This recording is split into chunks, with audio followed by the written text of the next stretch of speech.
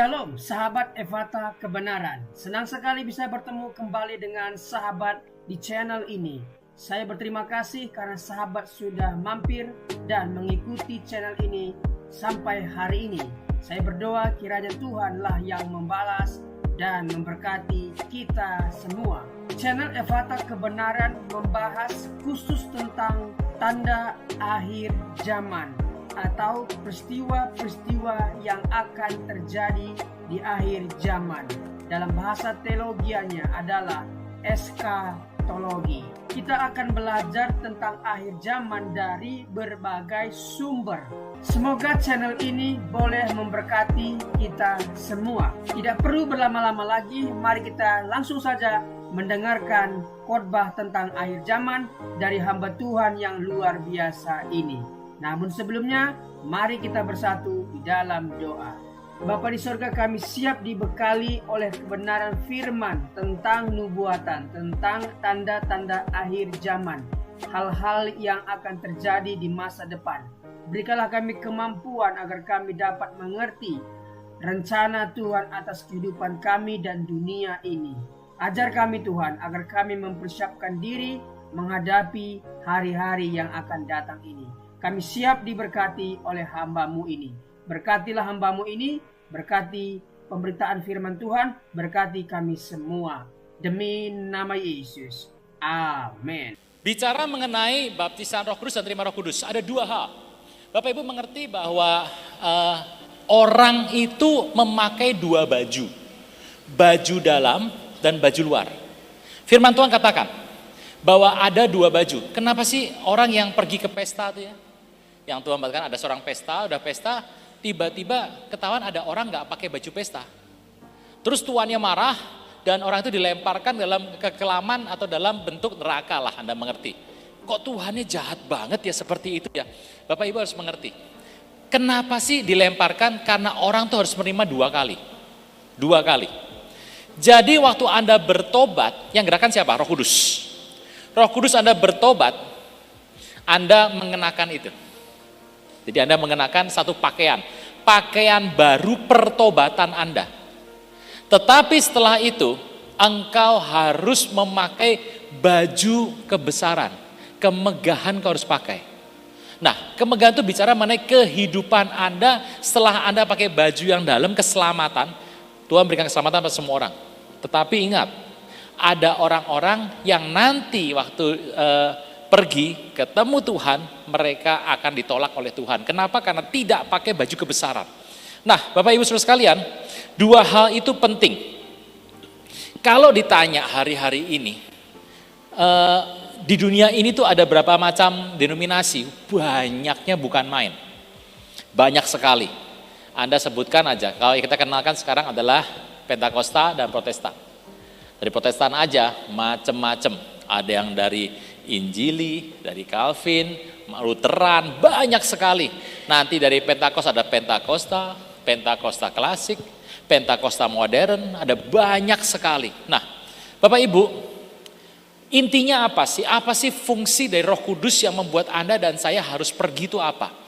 Firman Tuhan berkata bahwa ini, dua hal mengenai Roh Kudus. Satu, terima. Yang kedua, baptis. Terima dan baptis. Dua hal ini fungsinya apa ini? Fungsinya. Saya memang dari keluarga GBI dan saya ada di bawah Church of God gitu ya. Tapi saya menerima semua orang datang, saya juga membuka diri saya. Bapak Ibu, kami itu berasal dari gereja Pentakosta klasik. Jadi soal bahasa lidah ya banyak kita pakai lah begitu. Bapak Ibu, Anda harus mengerti, baptisan Roh Kudus itu memberikan kepada Anda dua hal. Dua hal. Yang pertama, diberikan adalah merupakan sebuah gairah. Kemampuan, tiba-tiba ada bergairah karena Roh Kudus bergairah. Makanya kalau ada orang selama di muka bumi ini, kalau dia sudah bertobat, dia mengalami satu kelesuan, kondisinya seperti tidak diharapkan ada, dan dia seperti ada di tempat yang salah. Tuhan memberikan yang pertama, gairah diberikan. Makanya orang yang ada Roh Kudusnya, dia ada gairah yang dia masuk dalam hidup dia dan terus akan dikeluarkan. Dan Anda harus mengerti, gairah itu menular. Dan gairah itu akan menjadikan dia seorang yang kuat. Tetapi hal ini nggak berarti sampai sana. Dua hal ini adalah internal dan eksternal. Yang internal, gairah. Anda mungkin kalau ada di tempat ibadah di sini, Anda akan mengerti sebagai minyak, gitu saja. Minyak, Anda dapat tahu minyak, gairah. Minyaknya berapi-api karena minyaknya banyak. Orang kalau mau berapi-api harus punya minyak loh. Ya kalau nggak ada minyaknya kebakaran ya. Ada minyaknya, makanya kenapa orang tuh ibadah tuh kan di sini 2 jam ya. Anda datang, gitu ya, pujian penyembahan. Kalau Anda lagi lesu, Anda lihat, aduh pujian penyembahan kayak gini nggak enak. Tapi pujian penyembahan itu mengubah hidup Anda. Waktu Anda ke tempat ini, Anda merasa, wah ini mulai enak nih. 15 menit enak nih. Wah Anda mulai nyanyi, Tiba-tiba WL berkata, saya duduk Bapak Ibu. Nah, turun lagi. Gairah itu bicara minyak. Minyak harus engkau siapkan. Melalui siapa? Roh Kudus. Tetapi yang eksternal ini, untuk apa sih diberikan? Supaya Anda dibekali, supaya Anda bisa pergi jadikan semua bangsa murid Tuhan. Saya bicara mengenai konteks yang ini. Penginjilan adalah hal yang sangat penting. Nah, bicara mengenai hal ini, saya mau ceritakan mengenai apa sih doa Tuhan Yesus yang sampai hari ini konon belum digenapi secara menyeluruh. Soal unity. Bapak Ibu, apa yang saya katakan ini mungkin tidak diterima orang banyak. Saya juga mengerti bahwa apa yang saya katakan ini perlu pemikiran yang panjang. Saya juga sedang berpikir bagaimana caranya, tapi sulit. Gitu ya. Kondisinya ada yang sudah membuat, tapi saya juga mengerti bahwa kondisi ini sulit. Apakah ini benar merupakan situasi yang menjadikan gereja satu? Saya berkata, semoga ini mungkin salah satu cara. Bapak Ibu, Anda mengerti bahwa gereja hari ini itu diperhadapkan kepada perbedaan. Belum lagi kalau Anda bicara di sana mengenai adanya makan dan makanan jemaat dimakan gitu ya. Kalau di sini gitu 1.000 orang, kalau 1.000 itu 900 sepindah, nah itu gambarnya mulai marah tuh biasanya begitu. Situasi ini saya melihat begini, ke depan kelihatannya Tuhan membuat ini terjadi. Kelihatannya ya, saya bilang baru kelihatannya. Bapak Ibu, yang terjadi adalah di mana umat itu masing-masing menjadi, Anda tahu yang namanya talenta Bapak Ibu? Talenta ya, mengerti ya? Talenta adalah kemampuan Anda. Pak, saya tuh nggak bisa nyanyi, saya tuh pengen bisa nyanyi. Engkau latihan. Tapi waktu engkau berlatih yang paling tinggi, sebetulnya ya masih kalah dengan orang yang punya talenta nyanyi. Gitu ya. Jadi saya tuh mengerti bahwa talenta saya adalah ini. Dulu saya ingin talenta tuh yang itu, tetapi saya lupa sama yang ini. Nah, Tuhan katakan engkau kerjakan bagian yang ini. Nanti Tuhan bukakan lebih. Itu yang benar. Ini talentamu, engkau mengerti, engkau akan dibuka lebih lagi. Nah, talenta itu sebetulnya adalah merupakan passion Anda. Bapak Ibu, saya mau katakan bahwa di gereja-gereja sekarang ini, terutama yang garisnya adalah garis Protestan dan Pentakosta ya, yang berujung sama ujung nih. Di tengah itu banyak sekali. Tuhan sedang menginginkan terjadi satu penyatuan. Kalau kita bicara nomor 1 ini, gitu ya. Ini gimana caranya? Ini bisa menyatukan bisa. Pergi jadikan semua bangsa muridku nomor 1 ini, bisa. Mengenal nama Yesus dan penginjilan nomor 1 bisa. Tetapi bagaimana caranya? Bapak Ibu, saya tuh melihat hari-hari ini, Anda kalau di Kristen itu yang penting kira-kira itu adalah pujian dan firman. Gitu. Pujian dan firman. Anda kalau pujian, ada pujian yang betul-betul naik ke hadirat Tuhan. Biasanya gembala di gereja yang pujiannya bagus akan berkata, Tuhan menghendaki supaya tempat ini ada pujian yang mantap, yang bagus, gitu ya. Kebenaran dari gembala ini, dia berkata pujian itu bagus, tetapi cenderung mengabaikan bagaimana firman disampaikan dengan talenta yang baik. Saya nggak bilang semua ya, tapi ada. Nah, di sisi lain, ada yang firman Tuhannya bagus, cara penyampaiannya jelas sekali. Orang yang kalau datang ke sana akan mengerti sungguh dan dipahami dengan baik tanpa ada rasa ngantuk, ada rasa yang aduh capek sekali dengernya, nggak ada. Jadi firman itu betul-betul masuk dan betul-betul menghasilkan buah. Tetapi repotnya adalah gembala-gembala di sini cenderung mengatakan yang penting itu firman. Firman itu adalah patokan hidup Anda dan saya. Lupa bahwa pujian juga penting. Anda melihat kalau ini firmannya bagus ya, biasanya puji-pujiannya ya yang biasa-biasa saja gitu ya. Tetapi kalau yang di sini pujiannya bagus sekali, mewah banget, wah luar biasa, firmannya ya kurang begitu. Lalu ada pembenaran, sedikit banyak ada pembenaran, mengatakan sudahlah, untuk mengerti firman itu adalah nanti Roh Kudus yang beritahu. Bapak Ibu, saya harus melihat ada pembenaran, ada sebuah kondisi bahwa peristiwa itu merupakan satu kekurangan dari sebuah gereja ini. Ya, ada dua ya. Yang satu percaya pujian penyembahan dan mengatakan firman itu nanti ya apa saya taburkanlah.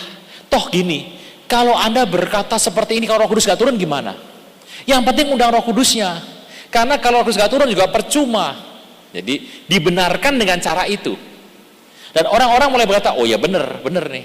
Kalau ngomong 100 kata gak ada Roh Kudusnya juga percuma. Nah, kebiasaan untuk membenarkan itu menjadi masuk ke dalam hati orang sebagai sebuah hal yang sepertinya benar.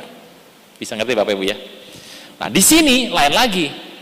Ini firmannya bagus, Anda mengerti sungguh, penjelasannya seperti ini, Anda ngertilah. Tetapi pujiannya itu biasa-biasa saja. Atau cenderung pakai gaya lama. Dan gembala di sini akan membenarkan dan mengatakan, oh ya, yang penting itu ada seperti ini. Puji-pujian jangan seperti dunia. Anda lakukan ini saja, yang penting tulus, Tuhan juga akan mengerti. Benar, Tuhan mengerti, saya percaya Tuhan mengerti kok, Tuhan mengerti. Yang sana Tuhan mengerti, yang sini Tuhan mengerti. Saya tuh mengerti bahwa hari-hari ini Tuhan akan membuat sebuah kondisi menjadi satu. Bapak Ibu, ini yang terjadi. Hari-hari ini ada dari gereja yang cenderung puji-pujiannya seperti Anda dan saya, yang ada Pentakostal lah gereja itu. Gereja ini mengerti kalau membahas keselamatan ya bisa, Anda bisa bahas keselamatan gampang itu, tetapi Anda mengerti talentanya paling kuat ada di gereja apa? Gereja yang ini. Saya tuh melihat hari ini gereja itu memanggil pengkhotbah dari sini. Bapak Ibu, ini cerita ya, saya cerita saja Pak. Anda mau ngerti boleh, mau ikut boleh, Anda tangkap dengan hati Anda. Dia undang pendeta dari sini untuk khotbah di sini. Khotbahnya tentang konsep iman. Ya yang enteng-enteng aja, yang tidak, jangan yang tabrakan, iman. Kristus sebagai Tuhan. Atau Kristologi, kalau orang bilang Kristologi itu. Gitu ya. Roh Kudus sebagai Tuhan dan Raja, pneumatologi gitu ya. Terus bicara mengenai dosa. Itu saja, enggak bicara yang akhir zaman, enggak bicara, yang itu saja. Di sini saya melihat ada sebuah gereja yang memanggil orang-orang dengan pujian penyembahan diajar oleh hamba Tuhan dari gereja ini ke sini. Diajar. Jadi gereja itu membeli alat musik seperti Anda dan puji-pujian dibikin seperti yang hari ini saya saksikan. Bagus sekali. Mereka membuat ini. Tetapi ibadahnya tetap pakai gaya Protestan. Bapak Ibu, saya kok melihat ya, kondisi ini merupakan cara Tuhan untuk menyatukan berbagai macam anugerah Tuhan dalam gereja Tuhan. Anda kan mengerti cerita dari Tuhan Yesus, kemudian 12 murid adalah peletak dasar pembuat kitab suci, kemudian ada orang-orang zaman itu yang membawa lari kitab-kitab itu karena dikejar orang Romawi, membawa lari orang-orang itu. Kemudian mereka bertemu dengan sebuah gerakan yang namanya orang-orang Yunani. Jadi bapak-bapak orang Yunani, hamba-hamba Tuhan yang bertahan waktu Yunani menguasai. Kemudian berikutnya lagi, ada hamba-hamba Tuhan yang berkuasa bapak-bapak Romawi. Setelah itu gereja masuk ke dalam zaman Katolik. Saya akan gambarkan sebentar supaya Bapak Ibu jangan sampai salah. Oke.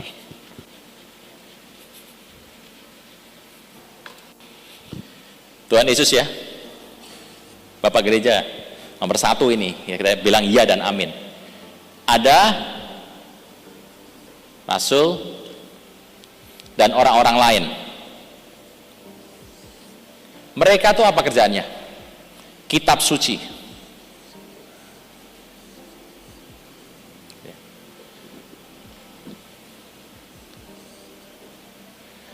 Lalu padang gurun, patriarch dan matriarch padang gurun, desert fathers and mothers, hamba-hamba Tuhan zaman itu yang dikejar, dia harus lari ke padang gurun.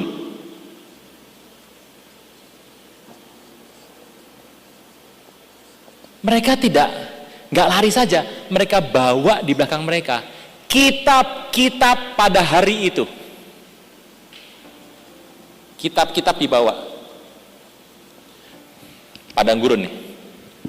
Desert fathers and mothers membawa ini. Lari.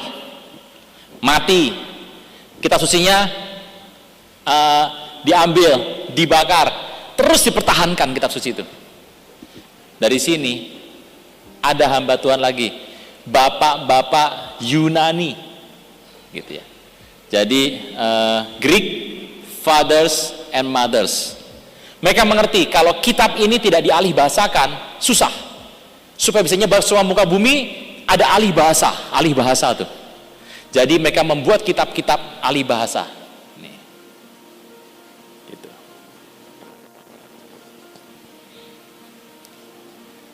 Ini menghadapi kendala apa? Penyesatan. Orang zaman dulu abad pertama mulai ada. Jangan bilang penyesatan mulai ada pada abad 21. Sudah lama Bapak Ibu. Ini ada pada abad 2 dan 3. Mereka bertemu dengan konsep-konsep penyesatan. Dan mereka bertahan dengan konsep penyesatan itu. Kemudian mereka membuat apa? Bapak-bapak Latin Romawi. Latin fathers and mothers. Hari itu orang-orang Romawi yang penting kedagingan. Anda bilang sama saya, Pak, gereja saya sekarang menghadapi Pak LGBT. Loh itu sudah ada di sini, Abad 3, abad 4, abad 5 tuh itu yang hadapi. Gereja sama dunia itu deket banget gitu loh. Ini. Penyesatan di sini. Lalu berikutnya Katolik masuk. Katolik. Orang-orang berjuang karena Katolik itu berusaha untuk orang tetap kuat di tengah orang-orang yang pindah di antara dunia. Mereka mengagung-agungkan dunia. Orang-orang Katolik betul-betul berjuang mempertahankan iman mereka. Anda mengerti Katolik kalau berdoa itu kan pakai apa ini ya? Bukan apa berlututnya bukan di atas kayu, bukan di atas bantal, di atas batu. Batu.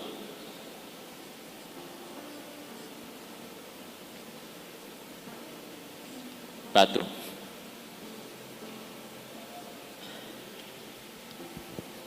Mereka terkenal jago sekali untuk melihat hari itu. Apa yang dihasilkan dari mereka? Kemampuan bertahan dalam setiap kondisi dianiaya. Katolik yang dapat. Di tengah orang mulai mencampurkan antara dunia, mendatangi gereja dan ampur aduk, mereka bertekun di sini. Ini Katolik nih. Gak berapa lama turun. Martin Luther, Anda ingat ya? Bahwa keselamatan didapatkan bukan karena aniaya, karena iman. Martin Luther.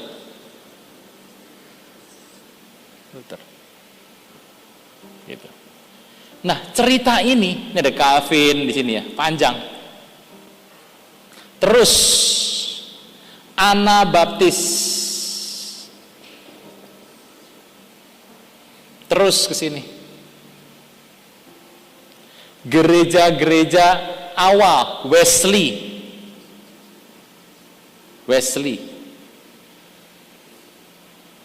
Oh, Wesley kalau tahu Anda sekarang, Wesley berkata, kita puasa. Wesley senang, yes, bagus tuh. Kalau Anda berkata, kita berdoa pagi, Wesley pasti bilang, bagus tuh. Wesley metodis, metodenya ada. Metodis. Terus.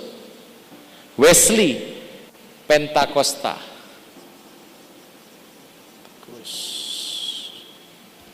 Karunia Roh Kudus penting. Terus masuk sini lagi. Gereja Apostolik.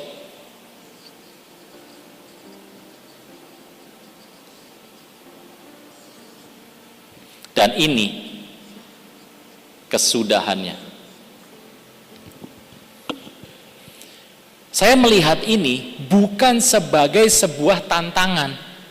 Wah, ini enak nih, ngadu ini sama ini diadu, sama ini ngadu nih. Oh, enggak gitu dong. Anda harus melihat dari semua ini kelebihan gereja itu. Kelebihannya apa? Kelebihannya apa?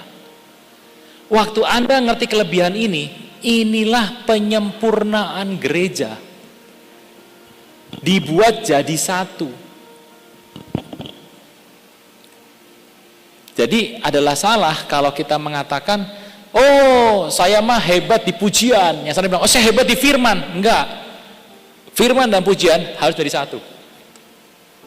Itu sebutnya sebagai kaum pemulih. Bisa ya? Kan ada yang berkata, aku ini kaum pemulih. Oh ya belum pulih. Nah, cara itu dibuat oleh beberapa gereja seperti saya tadi ngomong. Mereka berkhotbah. Jadi kalau mereka mau berkhotbah topik A, gitu ya, topik A. Mereka mencari siapa yang paling bisa khotbah tentang topik A. Gitu ya. Dan kalau itu betul, mereka mengundang dari gereja tertentu. Untuk ngomong topik A saja.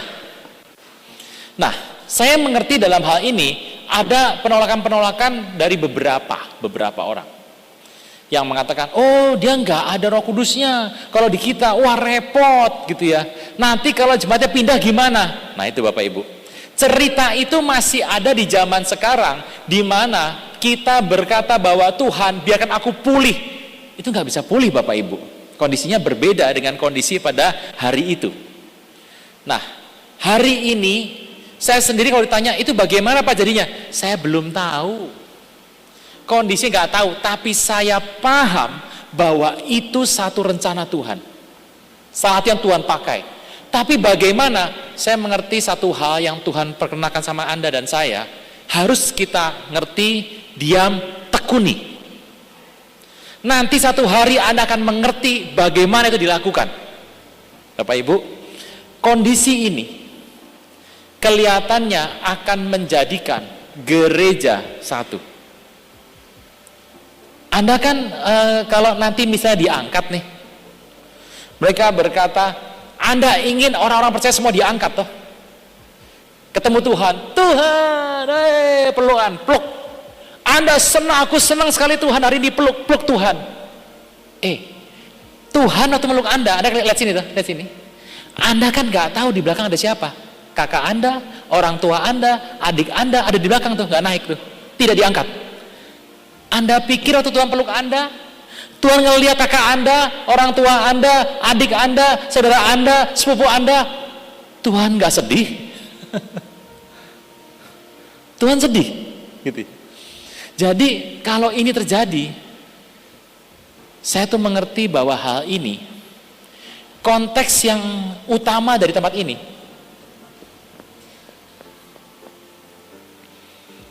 mungkin dihasilkan dari orang-orang ini. Kalau saya bertanya, siapa orang yang belajar kondisi bagaimana menghadapi dunia dan menerima sebuah siksaan yang berat dan mereka belajar dari siapa? Saya mau bilang Katolik. Pak, tapi Pak, iman adalah yang kuat supaya kita bisa belajar mengenai keselamatan dari iman dari siapa? Protestan. Pak, kalau belajar mengenai Roh Kudus yang bagus, karunia roh dari mana? Orang Pentakosta. Mau belajar baptis itu dari mana? Anabaptis. Kalau kita kan enggak hari ini. Ini sebuah pemikiran ya Bapak Ibu, ini sebuah pemikiran. Jadi Anda ngerti dulu, Anda tangkap gini, sudahlah urusan pemimpin saya ikut aja kan gitu. Bapak Ibu, Anda tangkap, apakah merupakan sebuah kebenaran atau ini bukan? Tuhan menghendaki gereja menjadi satu. Engkau dan saya dan semua gereja menjadi satu. Dan doktrin-doktrin manusia cenderung bahwa membesarkan yang satu dan membuang yang lain. Cerita itu memang tidak masalah seperti ini, tapi Anda harus melihat loh, kondisi aslinya di masyarakat di bawah ini, hal itu menjadi besar. Nah, cerita ini harus Anda pikirkan baik-baik. Anda berdoa, saya juga berdoa. Anda berdoa, apa yang Tuhan aku harus kerjakan? Pertama memang segitiga, yang tadi yang pertama, yaitu Yesus adalah Tuhan. Satu tuh. Tetapi orang yang bicara satu ini gak berani turun kedua loh. Turun kedua gimana? Ribut tuh. Ributnya bukan dengan agama seberang, tapi di antara orang percaya sendiri. Bapak Ibu, cerita ini kita mengerti bahwa ini sudah terjadi di mana-mana. Nah, kisah ini Anda percaya harus dapatkan. Saya tuh melihat bahwa Mei 2022, 3 orang mendapatkan tahun 2033. Jadi 2033 itu sudah dikatakan oleh Bill Wilson 2013. 2013 Bill Wilson sudah cerita mengenai 2033. Lalu pada Mei 2022, which is itu adalah 9 tahun dari dia ngomong pertama, dia mengatakan lagi pentingnya 10 tahun. Nah, waktu Bill Wilson mengatakan ini, itu bersamaan dengan Nicky Gamble dan Rick Warren. Ada 3 hamba Tuhan. Nicky Gamble dari Anglikan, Katolik, Anglikan. Rick Warren dari Protestan, dari Saddleback di Amerika, dan Bill Wilson dari Pentakosta, karismatik. Itu bicara mengenai 10 tahun. Bapak Ibu, mungkin Anda bilang gini, entar aja lah, itu entar aja, gini aja, yang penting nanti aku ngikut aja, mau gimana terserah. Saya tuh melihat Bapak Ibu, dalam 10 tahun ini, dimulai 2027 nanti, Anda akan dipaksa, tanda kutip nih, terjadi hal-hal di muka bumi, sehingga engkau mau tidak mau bersatu. Anda mengerti seperti apa kondisi di muka bumi hari-hari itu? 2027, 2028, 2029, 2030. Di muka bumi ini, kondisi yang Anda nggak pernah lihat, akan Anda lihat. Apa itu Pak? Saya nggak ngerti. Anda akan bertemu dengan kondisi dunia akan beda dengan yang ada hari ini. Hari ini saja kalau Anda sudah berusia 60 tahun, Anda sudah mengalami perubahan-perubahan. Anda mengerti. Dulu saya waktu ketemu fax pertama kali, fax. Saya sampai kaget. Di Jakarta masukkan ke fax. Di Semarang keluar. Apa ini? Alat apa ini? Itu SMA 1. Saya SMA 1 itu, masukin. Fax. Gak banyak yang orang punya, gak banyak. Saya kaget. Semarang bisa bilang, tulisannya ini ya. Lalu pada zaman ini, kira-kira 10 tahun yang lalu, saya mau jual fax di rumah saya, susahnya minta ampun, belum kejual sampai hari ini. Fax tuh Bapak Ibu. Masih ada yang pakai fax di rumah? Nggak ada. Handphone Anda pegang, dalam sekejap handphone berubah lagi, dan handphone sekarang sudah memasukkan AI. Cepat sekali berubah semuanya. Dan kita seperti gini, tergopoh-gopoh untuk melengkapi itu. Padahal Anda tahu bahwa yang akan Anda nanti hadapi, yang akan melawan Anda adalah AI itu. Artificial Intelligence, kecerdasan buatan itu, Anda akan hadapi itu. Indonesia tenang, masih aman, itu Indonesia aman. Itu. Bapak Ibu, tapi Anda harus lihat, di luar situasi ini mulai terjadi. Nah, Indonesia sepertinya ini belum kok, belum. Bapak Ibu, Anda harus siap-siap. Fenomena ini akan terjadi dalam hidup Anda dan saya, mau atau tidak mau terjadi. Terjadi terus gini. Nah, perubahan-perubahannya akan semakin banyak dan semakin besar. Akan meninggalkan Anda menjadi orang-orang yang terpaksa dari begini. Anda lama-lama ngikutin terus, Anda keseret. Anda terpaksa ikut. Repotnya kalau sudah terpaksa ikut, Anda sudah dipegang. Bapak Ibu hati-hati bahwa menjelang Tuhan datang kembali, yang terjadi adalah orang-orang menjadi gagap teknologi. Dia bikin apa baru sedikit, keluar yang baru lagi, keluar yang baru lagi. Anda seperti terseok-seok ngikutin. Kalau Anda sudah terseok-seok ngikutin, Anda ngikutin itu terbawa, Anda akan lupa dengan bagaimana Tuhan bicara apa. Hari ini saya berdoa, Bapak Ibu, ayo kita berdoa sungguh-sungguh supaya apa yang dikatakan 2033 betul-betul Anda mengerti, dan perubahan ini Anda mengerti sungguh mau kemana. Saya mengerti bahwa hari-hari ini Anda dan saya sedang mengikuti hal-hal yang ada di dunia ini. Banyak hal. Kesehatan. Dunia sudah bicara kesehatan. Canggihnya bukan main. Indonesia belum. Tapi alat-alat sudah banyak disediakan oleh kelompok-kelompok besar. Bapak Ibu, sebuah pemancar wifi yang dari luar, Anda tahu ya, yang pakai star tit gitu loh namanya, atau tit link gitu. Bapak Ibu ngerti ya? Itu datang ke Indonesia untuk mencari tempat diperbolehkan servernya ada di situ. Dan dunia ini dunia segini nih, dikelilingi titik oleh star tit tadi itu. Titik penuh. Dan dia belum punya tempat untuk wilayah yang di tenggara Indonesia. Australia ada, tapi di dekat Indonesia ini belum ada. Maka dia datang meminta, dikasih loh. Bapak Ibu nangkep ya. Jadi kondisinya sudah dikuasai semua. Memang untuk kemajuan teknologi top, nomor 1 bagus kemajuan teknologi. Tetapi dampaknya adalah satu hari nanti itu yang akan kita hadapi, Anda hadapi. Satu kemajuan AI, Artificial Intelligence, kecerdasan buatan. Kecerdasan buatan ini punya satu masalah besar. Bagus toh, tapi punya satu masalah besar. Apa masalahnya? Pekerjaan Anda dan saya, kerjaan Anda mulai dibatasi. Contoh yang paling gampang, ekonomi rumah tangga Anda, nggak semua, nggak ada di sini, di luar. Tiba-tiba gini. Ya, ada sih enggak? Saya berdoa atau tidak? Gini. Sedat-sedat bawah. Bapak Ibu mengerti ya? Karena orang itu tidak lagi mendapat pekerjaan. Anda masih bekerja, ngucap syukur sama Tuhan, ngucap syukur. Bersukacitalah karena namamu ada di sorga. Bersukacitalah, Bapak Ibu. Ini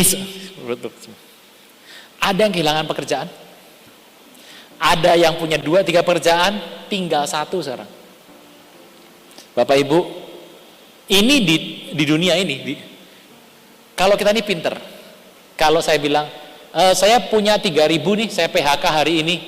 PHK 3.000, waduh, PHK langsung berita, banyak banget di koran, banyak sekali. Tetapi bagaimana caranya? 20, PHK 10, 3 hari lagi 20, 3 hari lagi 20, 10, nggak masuk berita itu, nggak masuk berita. Jumlah yang banyak ini, banyak orang tidak dapat pekerjaan dengan baik. Nah, masalahnya adalah penduduk Indonesia itu banyak. Kan kita dapat bonus demografi 2030. 2030 diyakini jumlah penduduk Indonesia 300 juta. Itu bonus demografi. Tapi bonus demografi kalau nggak dapat pekerjaan, apa rasanya? Hari ini saja, konon katanya di luar sana, bukan kita. Generasi Z yang nganggur jumlahnya 10 juta. Bayangkan Bapak Ibu, itu nganggur tuh generasi Z.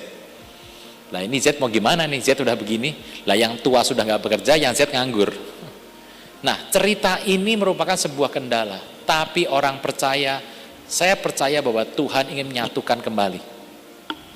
Caranya adalah cerita dari firman dan pujian penyembahan. Ini harus bersatu. Caranya saya sendiri nggak tahu bagaimana, nggak tahu caranya. Yang halusnya gimana? Kita diminta oleh Tuhan, sepertinya ini harus bersatu. Cara yang saya bisa katakan ya adalah seperti tadi, mengundang. Tapi teknisnya bagaimana? Teknisnya sulit sekali. Bapak Ibu, saya percaya hari ini engkau berdoa. Saya juga berdoa supaya cerita daripada Tuhan ini boleh Anda mengerti apa yang harus dilakukan. Begitu ya Bapak Ibu ya. Oke. Terima kasih sahabat sudah mendengarkan khotbah tentang akhir zaman. Saya yakin dan percaya kita semakin bertambah hikmat dan bertambah referensi tentang akhir zaman.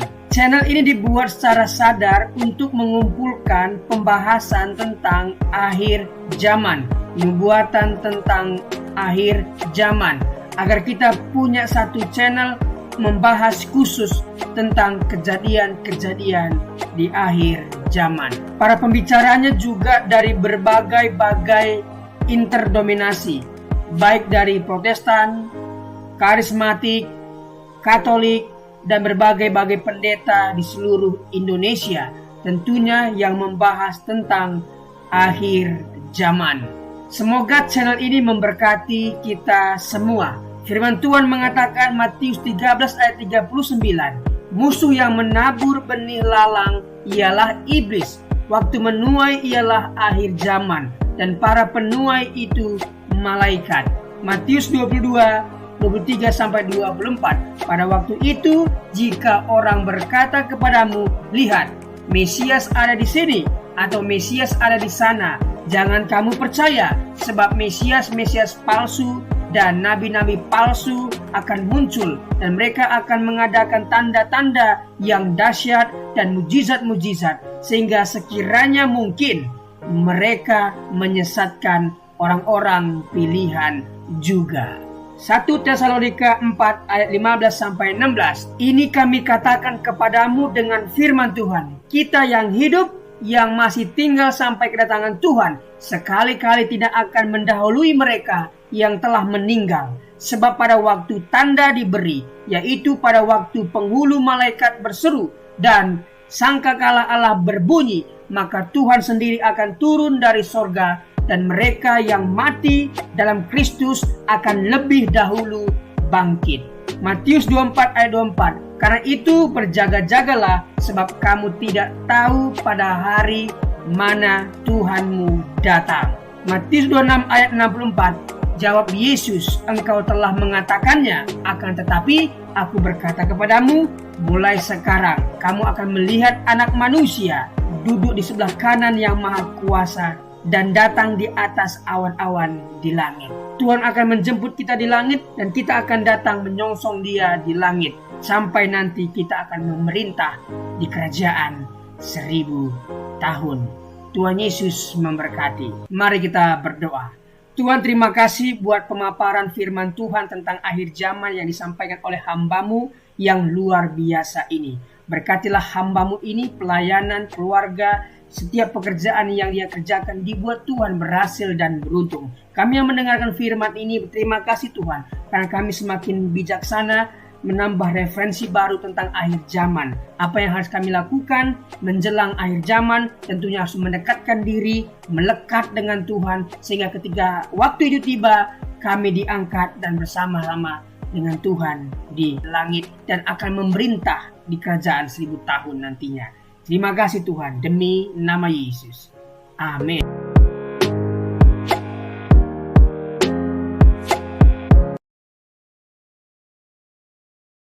Từ lâu nấu cho mình tác lối bởi sẩy bù phá y chẳng mây dầu giá bù phá tê cháu trong sai liệu tê lưng ở tàu in nấu nè tê cháu xin cồn tê cháu xin nè cho mình xin bay bài đê tròi đê dẫn đê quay à mày tu xin nào muốn tới lịch xa tán tê nê cháu ngạo mày mòn chùi bù phá áo tê đọc lệ nó tê cháu khá xí sơ quay khá xin nào mà bài đê bây giờ cho mình trả xin nêu bên ngoài với bài sa tan nhà bù phá cho mình không hay nào như vậy mình đi luôn tàu thằng này bây giờ đi tập sa tan và trả xin vào cái một bù phá bay cho bên phần ăn bay tối lầu càng thì pay mà thằng pay mặt bây ăn xây dựng cái lò mình phần play mà nè cho chơi miền bù phá cháu bù phá nè đi dùng chọc vần mà cháu ăn xây dựng cái lòวันใดจัดเตี้ยจะยาวนายเตี้ยเจ้าเพี้ยนำมากูต้องใส่ตูต้องใส่แต่ไปจะใจเหม็นเตี้ยเจ้าเหลวไปเตี้ยกุยทันอีกไงนายเตี้ยจะไอ้หญิงเตี้ยมันเจ้ากันผู้ชายแนวกันไม่ยังแนวเตี้ยเจ้ากันมาเนี่ยจะเจอกันไปป่ายเตี้ยcô cần phải lấy phải cô nên xây giải kỹ bây giờ bù phá tới cho cháu ăn xuân neo cần nhậu cái xảy mà cho mày qua yêu tiền cha ăn xuân cây này mày cô mà nè mình pan này lại bù phá cho sang cần nhả cô mà cây mình chân kín nào vào ngày tôi này kín tôi này cho ngày thay bây giờ in đâu cần và bù phá hô xí trong xảy cần quay mấyวันnè tu pay tu satani bản năng càng đấy thì giờ không năng lâu mà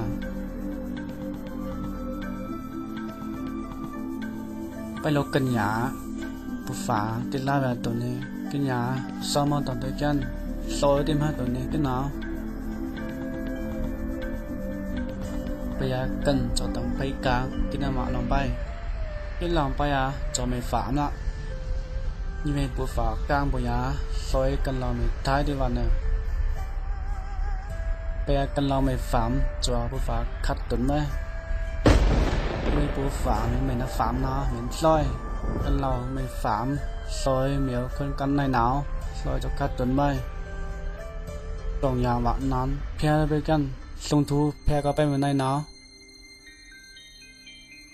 bây giờ quay cần lòng mình bố phá chảo màยิงผู้ฝ่ายเอานางเหล่านี้กันจูนำทางเบียกทายาในกันฝ่าไป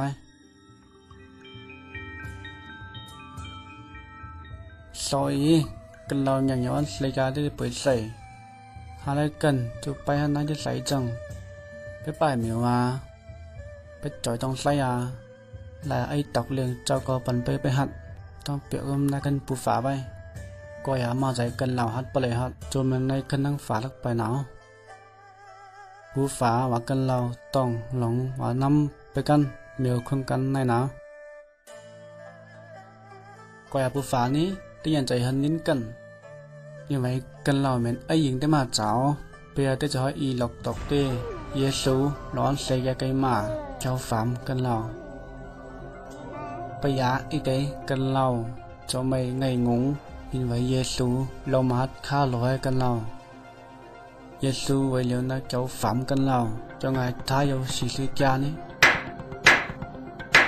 เอาหลุดได้มาสาวฟามกันเราไป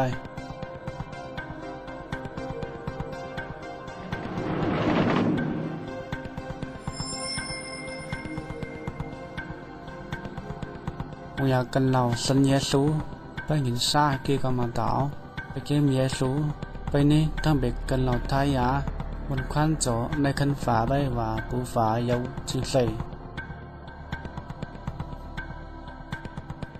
บางอย่างมีสัญญาสูเรานี่มีท้ายยาเนี่ยจะไปเกี่ยวไพ่ไปที่ไต้ฟุ้งเหมือนไต้ต่อยปูฝาเจ้าตีปอยไพ่ซอยบางอย่างกันเราไม่ไปเกี่ยวเยซูหนาวมีตั้งหวังเขาปูฝาปั๊มเขาเยซูก้าวหนาวไปปลายไพ่ไปเกมไพ่จะลองปีไปโยโฮโยคัมวางกันเราเก็บเยซูนี้กันเราทายาจนในคันเตียงฝาไปอีไว้เยซูจะใจต้องกองเนาะไปกันเทียบค่าเราต่อแนวขึ้นไปหน้าทั้งปูฝาตั้งหน้าบางอย่างตัวสัญญาโซนนี้จนในกันฝาไปว่าผู้ฝาหน้าเยาจึงใส่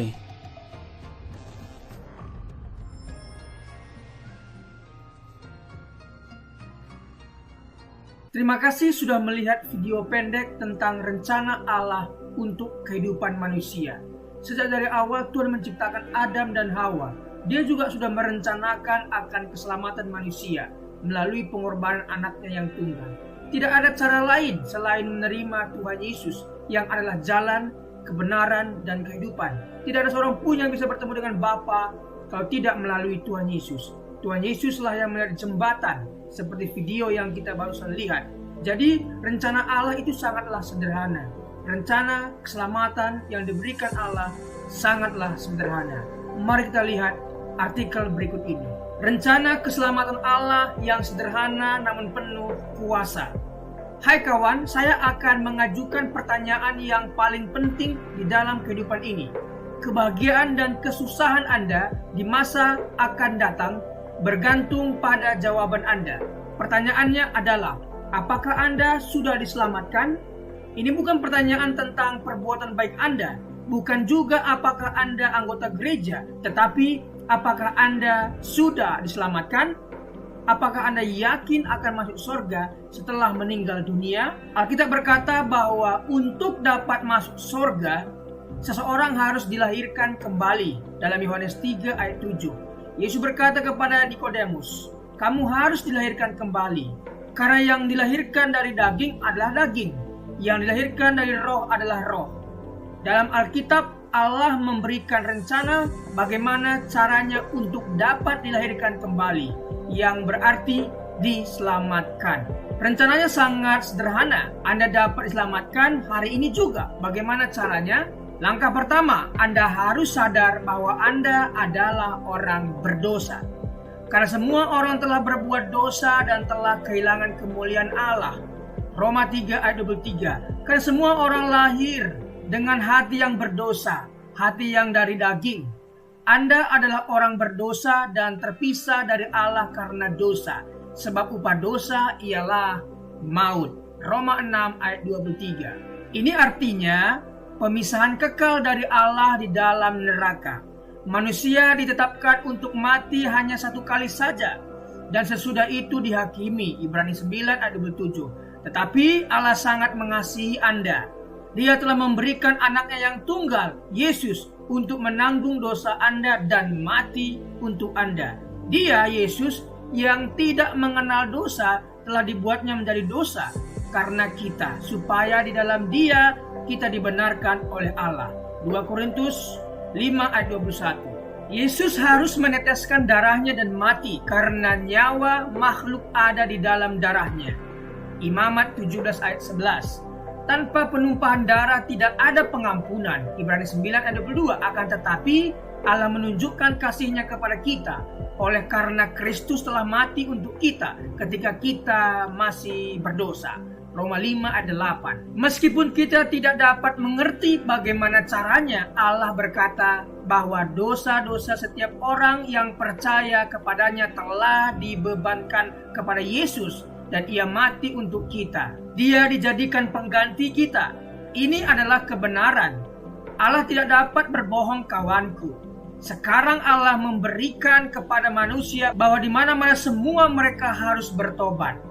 Kisah Para Rasul 17 ayat 30. Langkah kedua adalah pertobatan. Pertobatan ini adalah sunat hati. Kalau di perjanjian lama Tuhan minta Abraham, Kejadian 17, dan semua keturunannya disunat sebagai tanda perjanjian yang kekal. Makna rohaninya adalah dalam perjanjian baru Tuhan Yesus memperkenalkan tujuan dari sunat jasmani adalah sunat hati, yaitu secara rohani. Sunat jasmani dilakukan sebagai upaya memurnikan diri dan dari aspek medis dapat menghindari sejumlah sakit penyakit. Sunat hati secara rohani memurnikan hidup kita dari dosa dan maut. Yeremia 4 ayat 4 berkata tentang sunat hati supaya terhindar dari murka Allah. Perbuatan-perbuatan yang jahat adalah kehidupan yang tidak takut akan Tuhan, tidak hidup mengasihi Dia dan tidak beribadah kepadanya. Sunat hati berarti bertobat dari kehidupan yang jahat dan menaati Tuhan.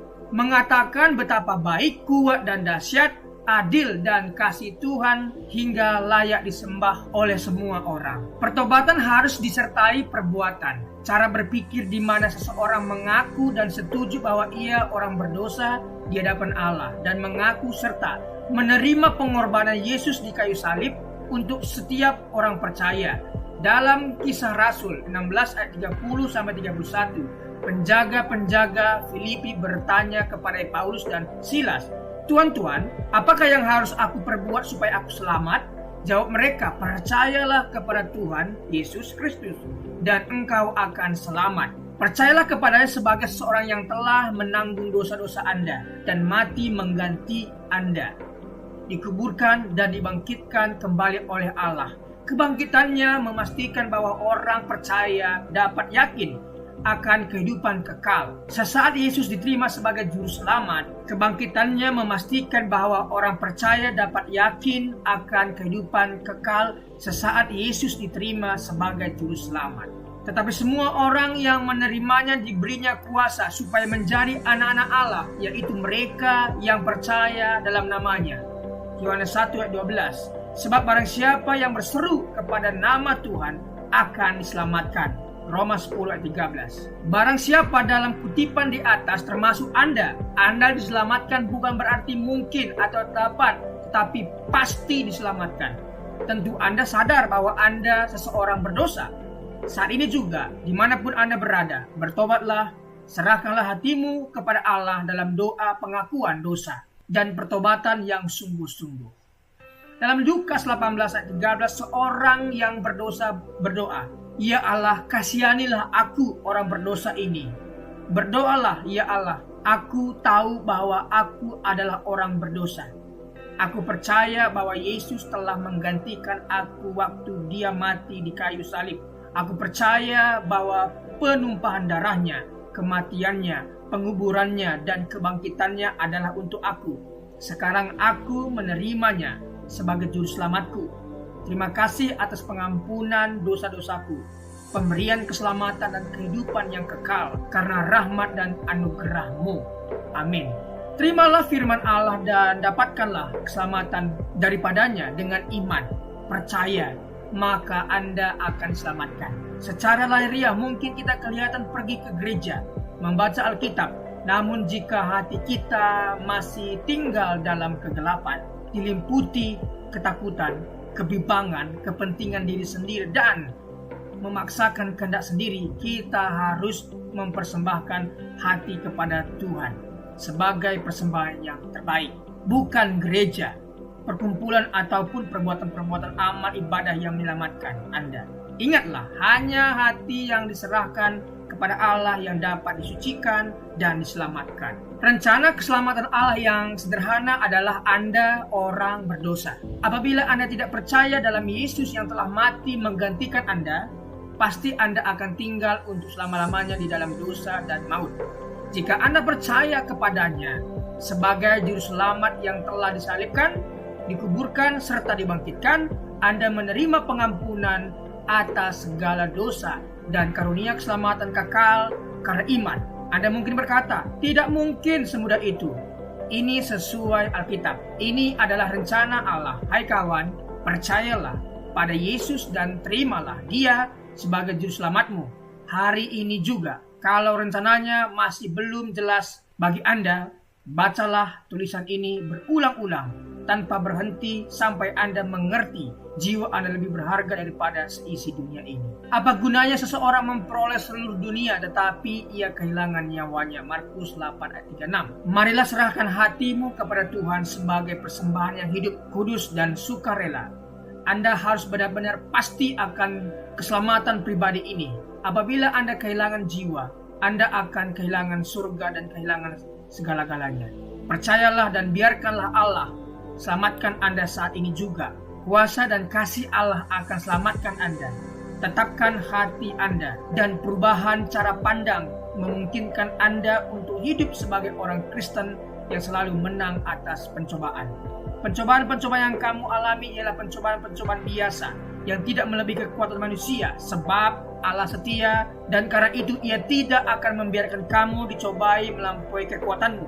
Pada waktu kamu dicobai, Ia akan memberikan kepadamu jalan keluar sehingga kamu dapat menanggungnya. 1 Korintus 10 ayat 13. Jangan bergantung pada perasaan Anda. Perasaan itu selalu berubah. Berdirilah pada janji-janji Allah. Janji-janji Allah tidak pernah berubah. Setelah Anda selamat, ada 3 hal yang perlu dilakukan setiap hari untuk pertumbuhan iman. Berdoa, berbicara kepada Allah, baca Alkitab, biarkanlah Allah berbicara kepada Anda, dan Anda berbicara bagi Allah.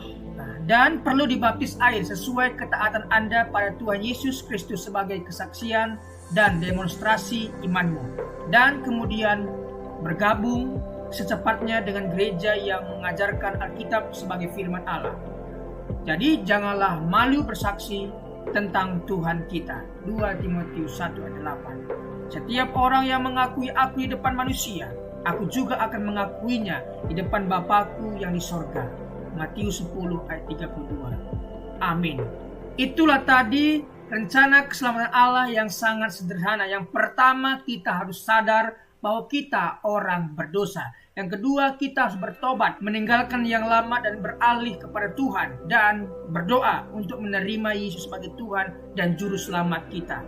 Dan setelah melakukan ini, ada 3 hal lagi yang kita harus lakukan, yaitu berdoa, berbicara kepada Tuhan, apa yang menjadi pergumulan kita. Yang kedua, baca firman, mendengarkan Tuhan berbicara lewat firman kepada kita, kemudian kita berbicara kepada Tuhan. Yang ketiga adalah bersaksi.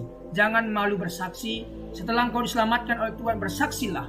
Saksikan imanmu kepada semua orang. Siapa yang malu mengakui Tuhan Yesus di depan umum, maka Yesus pun akan malu mengakuimu di depan Bapa.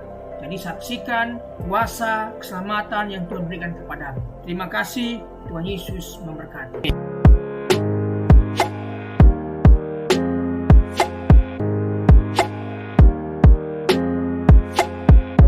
Dalam kesempatan kali ini kita akan membahas satu tema yang cukup baik, yaitu menanti dan berjaga-jaga. Bagaimana sikap orang percaya ketika menanti dan berjaga-jaga akan kedatangan Tuhan yang kedua kali. Mari kita baca Lukas 21 ayat 25 sampai 36. Saya percaya kita sudah membacanya. Oleh karena itu, mari kita lanjutkan. Apa yang seseorang biasa lakukan ketika menunggu? Tentunya kita akan mencari kesibukan supaya waktu menunggu tidak terasa lama. Kesibukan di sini pun bukan hal-hal yang tidak menguntungkan Tuhan, tetapi kesibukan yang menguntungkan Tuhan dan menguntungkan diri kita di masa depan, yaitu berbuat sesuatu yang baik untuk Tuhan. Apa yang kita lakukan ketika menunggu jemputan? Apa yang akan kita lakukan ketika tunggu ibadah mulai? Tentunya kita harus melakukan sesuatu, bukan bersumur-sumur. Orang Kristen adalah orang yang menanti. Menanti apa? Menanti kedatangan Kristus kedua kalinya. Orang yang setia sampai akhir dan tidak murtad dan menunggu kedatangan Tuhan yang kedua kalinya, Tuhan sudah sediakan yang namanya mahkota bagi mereka yang menantikan kedatangan Tuhan kedua kalinya. Kedatangan Kristus akan segera terjadi. Artinya pasti akan terjadi. Jadi, mari kita lihat Matius 24 ayat 19 dan Wahyu 1 ayat 1. Matius 24, segera sesudah siksaan pada masa itu, matahari akan menjadi gelap dan bulan tidak bercahaya, dan bintang-bintang akan berjatuhan dari langit, dan kuasa-kuasa langit akan goncang. Apa kata segera di situ? Kita akan dalami. Wahyu 1 ayat 1. Inilah wahyu Yesus Kristus yang dikaruniakan Allah kepadanya, supaya ditunjukkannya kepada hamba-hambanya apa yang harus segera terjadi. Makna segera bukan menunjuk 5 menit lagi, segera seperti guru, dosen mengatakan kepada siswa atau mahasiswanya, segera kumpulkan. Bukan itu. Tetapi segera di sana kedatangan Kristus yang segera berarti, pertama, pasti terjadi. Itu pasti terjadi, Alkitab sudah mencatat dan pasti terjadi. Kedua, tidak ada seorang pun yang tahu waktunya. Tidak ada, oleh karena itu kita harus menanti dan berjaga-jaga. Ketiga, tidak ada seorang pun yang dapat melarikan diri ataupun luput. Siapapun kita akan tetap dihukum atau diberikan ganjaran yang baik. Pertama, tanda-tanda kedatangan anak manusia. Mari kita dalami apa tanda-tanda dan kenapa Tuhan memberikan tanda. Meski tidak ada yang tahu kapan waktunya, tetapi akan ada tanda-tanda sebelum itu terjadi. Lukas 21 ayat 25 sampai 26. Dan akan ada tanda-tanda pada matahari dan bulan dan bintang-bintang. Dan di bumi bangsa-bangsa akan takut dan bingung menghadapi deru dan gelora laut. Orang akan mati ketakutan karena kecemasan berhubung dengan segala apa yang menimpa di bumi. Sebab kuasa-kuasa langit akan goncang. Penguasa-penguasa yang ada di langit akan goncang. Tanda kedatangan Kristus sudah dinubuatkan oleh para nabi. Tanda kedatangan Kristus dan penghukuman orang fasik. Bisa dibaca Yesaya 13 ayat 9 sampai 11. Sungguh hari Tuhan datang dengan kebengisan, dengan gemas dan dengan murka yang menyala-nyala, untuk membuat bumi menjadi sunyi sepi dan untuk memunahkan daripadanya orang-orang yang berdosa. Sebab bintang-bintang dan gugusan-gugusan di langit tidak akan memancarkan cahayanya. Matahari akan menjadi gelap pada waktu terbit, dan bulan tidak akan memancarkan sinarnya. Kepada dunia akan kubalaskan kejahatannya, dan kepada orang-orang fasik kesalahan mereka. Kesombongan orang-orang pemberani akan kuhentikan, dan kecongkakan orang-orang yang gagah akan kupatahkan. Tanda kedatangan Kristus sudah dinubuatkan oleh para nabi. Yang kedua, tanda kedatangan Kristus dan penyelamatan umat Allah. Yoel 2 ayat 30 sampai Yoel 3 ayat 2. Mengapa perlu tanda? Supaya kita terhindar dari penyesatan. Baca Lukas 21 ayat 8. Tidak putus asa oleh penderitaan yang mendahului kedatangan Kristus. Akan ada penderitaan, akan ada penganiayaan.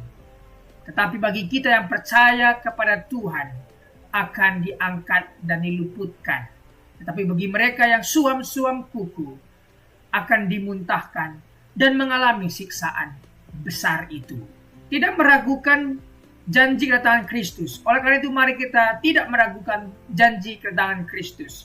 Baca ayat yang ke-29 sampai 33 dan seterusnya. Setelah tanda-tanda terjadi, Yesus datang kedua kali. Haleluya. Perbedaan dengan kedatangannya yang pertama. Ya, dia lahir sebagai manusia kedatangan yang pertama. Dilahirkan dari perawan Maria. Sederhana dan kehinaan seorang hamba. Tetapi kedatangannya yang kedua kalinya berkuasa dan kemuliaan seorang raja. Kedua, kedatangan yang pertama dihukum karena dosa manusia.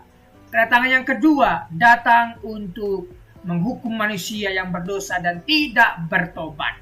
Aplikasinya, tidak percaya kepada orang-orang yang mencoba meramal atau menentukan waktu kiamat.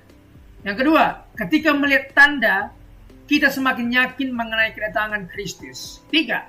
Sebagai orang percaya, kita bersukacita menyambut kedatangan Kristus karena ia datang untuk menyelamatkan. Selanjutnya, sikap menanti kedatangan anak manusia itu. Bagaimana sikap kita? Mari kita baca Markus 13 ayat 32. Saya percaya sahabat sudah membacanya. Tidak seorang pun yang tahu. Malaikat tidak tahu. Yesus sebagai manusia tidak tahu. Mengapa Allah tidak memberitahu kepada kita mengenai kedatangan Kristus yang kedua kali? Allah tidak memberitahu supaya, pertama, menumbuhkan di dalam diri kita sikap hamba yang benar, berjaga-jaga selalu. Seperti majikan yang akan pulang ke rumahnya.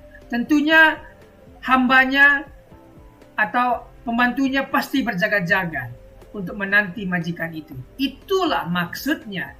Kita harus berjaga-jaga dan juga terus menanti kedatangannya. Hamba sejati dan hamba palsu akan diuji di dalam kesediaannya untuk selalu berjaga-jaga. Fokus pada tanggung jawab dan pekerjaan yang Allah perintahkan. Kenapa Tuhan tidak beritahu kedatangannya? Agar kita fokus pada tanggung jawab dan pekerjaan yang Allah perintahkan kepada kita. Karena kita tahu zaman dulu, yaitu di zaman Paulus, ketika dikatakan Tuhan Yesus akan datang kedua kali, dan jemaat saat itu sudah tidak mau kerja lagi, dan semua mereka menunggu. Bukan itu yang dimaksud. Aplikasi apa yang kita bisa ambil dari bagaimana berjaga-jaga? Ayat 34 sampai 36. Jangan syarat dengan pesta pora, kemabukan dan kepentingan duniawi. Mari kita jauhi hal-hal yang semacam ini, karena ini merugikan kita di masa yang akan datang. Berdoalah senantiasa. Agustinus berdoa, baca Alkitab, menjauhi dosa. Ini yang harus kita lakukan, berdoa, membaca Alkitab, menjauhi dosa. Dan selamat menantikan kedatangan Kristus, bersiaplah Yesus datang segera. Terima kasih, Tuhan memberkati.